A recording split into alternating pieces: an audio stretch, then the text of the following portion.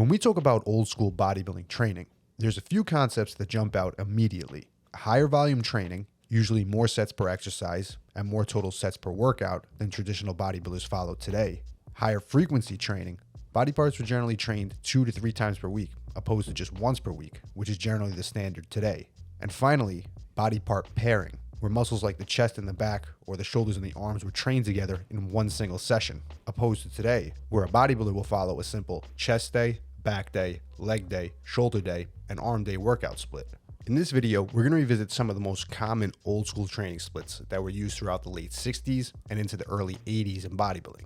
These splits all built some of the most legendary physiques in bodybuilding history and were used by guys like Larry Scott, Arnold Schwarzenegger, Sergio Oliva, Serge Nubret, Franco Columbu, Frank Zane, and Lee Haney. The list goes on. Although many of them trained with slightly different splits, the principles we're going to discuss in this video were all based around the same fundamentals they followed, and none of them built their physiques using traditional bro splits, or one body part per day, once per week training. So let's jump in and go over the top 3 old school bodybuilding splits. In no order of importance, we're starting with the classic antagonistic split. Made popular by Arnold Schwarzenegger, the antagonistic split works opposing muscle groups in each training session, starting with the chest and the back in one workout, the shoulders, biceps, and triceps in the second, and the entire lower body, including the quads, hamstrings, glutes, and calves in the third workout.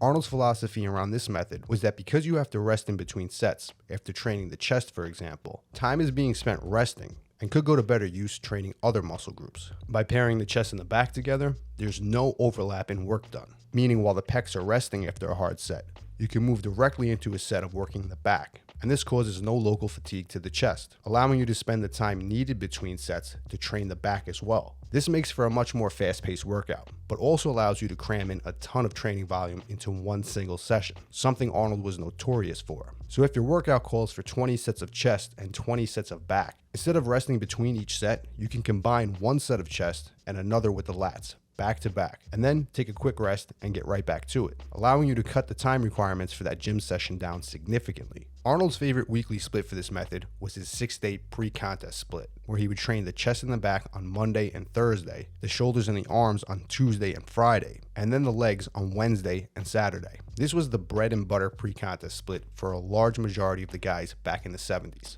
Arnold was king, and it worked for him, so naturally, many guys followed this exact setup to prepare for competition. But this wasn't the only split used successfully back then, which leads us right into split number 2, the torso and limbs split.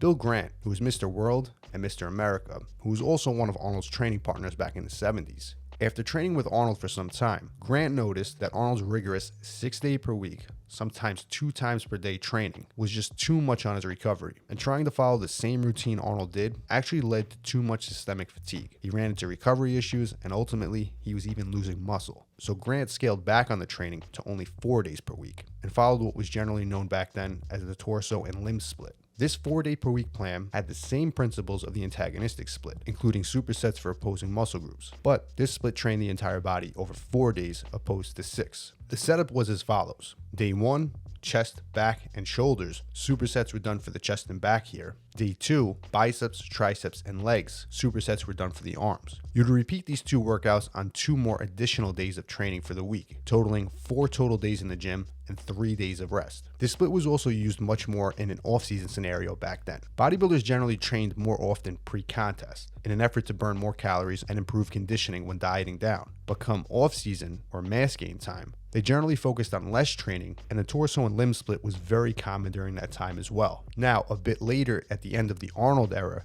and into the Lee Haney era, bodybuilders started focusing a bit more on rest and also splitting up the body parts a bit more. This was generally the last era before bodybuilders fully transitioned into bro splits, and Lee Haney himself used what I like to call the large and small muscle group pairing split. The idea was that because muscles like the chest and the back are large muscles and require more strenuous movements, are more taxing, and generally require more time to train, pairing one large muscle group and one smaller muscle group in one single session would allow for more focused training each workout. Lee Haney would then train the chest and the arms together in one session, back and shoulders together in another, and then the legs in the third workout. The base of this split is fairly similar to the methods followed in previous years, in that it took 3 days to train the entire body, but Haney also inserted extra rest periods in this split, training 3 days on and 1 day off, then repeating the cycle. This 3 day on, 1 day off rotation then became a more standard bodybuilding split for pre-contest, opposed to 6 days straight. And many other top bodybuilders at the time still followed the torso and limb split,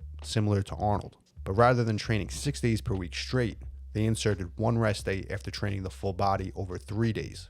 All these methods have their own unique pros and cons, but the main benefits of them, including the higher body part frequencies of roughly twice per week training of each muscle group, and moderate to higher training volumes, can all be found with any of these approaches. Over the years, I've personally experimented with all of them, and I found that the best split that allows for adequate training, but also balanced with proper rest and recovery, will have you taking at least 2 rest days per week, making up to 5 days per week in the gym the upper limit for gaining muscle for the majority of people. Remember, the 6-day splits were never designed for muscle gain, but to train in a deficit pre-contest. So historically, 1 to 2 extra rest days per week was always the protocol for growing. The key to being able to train only 5 days opposed to 6, and allowing for these 2 rest days, is balancing some of the key principles and setup of all 3 of these splits, but combining them into one that allows for the ideal training to rest ratio while still getting all of the benefits. And that's exactly what I did when I created the 5-day old school mass gain program, which can be found down below.